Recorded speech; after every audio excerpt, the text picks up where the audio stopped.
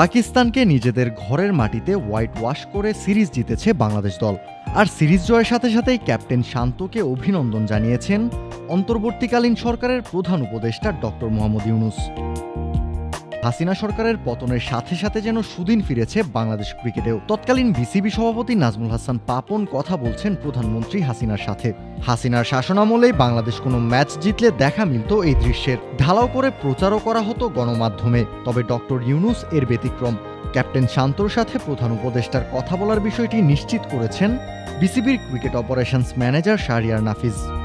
এর আগে ঘরের মাঠে বাংলাদেশের বিপক্ষে 2-0 ব্যবধানে সিরিজ হার যেন কোনোভাবেই মেনে নিতে পারছিল না পাকিস্তান দল। টাইগারদের দাপুটে পারফরমেন্সের বিপরীতে পুরো সিরিজ জুড়েই দেখা মিলেছে অসহায় পাকিস্তান দলের।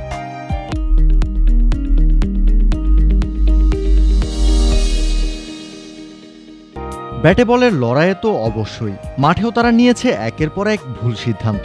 শান মাসুদের ক্যাপ্টেন্সি এবং দলের বাকি ক্রিকেটারদের অদূরদর্শিতার দেখা মিলেছে বারংবার। বাংলাদেশের ম্যাচ জিততে দরকার 44 রান, চলছে ইনিংসের 40তম ওভারের খেলা। পাকিস্তান ক্যাপ্টেন শান মাসুদ বল তুলে দেন স্পিনার আবরার আহমেদের হাতে। ওভারের দ্বিতীয় বল করলেন আবরার। স্লগ সুইপ করতে গিয়ে বলের লাইন মিস করলেন মুশি। বল গিয়ে আঘাত করে তার থাই প্যাডে। সাথে সাথেই জোরালো আবেদন করে পাকিস্তান দল। আম্পায়ার ইশারা করে স্পষ্ট জানিয়ে দেন আগে ব্যাটে লেগে তারপর প্যাডে লেগেছে বল। কিন্তু সবাইকে অবাক করে দিয়ে রিভিউ নেয় পাকিস্তান।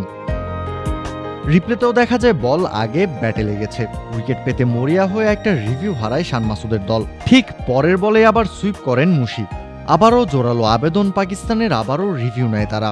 আবারও থার্ড আম্পায়ার সিদ্ধান্ত দেন আউট হননি মুশি। উইকেটের অপেক্ষায় মরিয়া পাকিস্তান দল। হন্যে হয়ে রিভিউ নিয়েও উইকেটের দেখা পায়নি। উল্টো রিভিউ হারিয়ে হতাশা ভর করে পুরো দলের চোখে মুখে। শত চেষ্টা করেও সিরিজ হার ঠেকাতে পারেনি দলটা। নিজেদের ঘরের মাঠে হোয়াইট ওয়াশ হয়েছে বাংলাদেশের বিপক্ষে। কাউসার শান্ত, ক্রিক ফ্রেঞ্জি।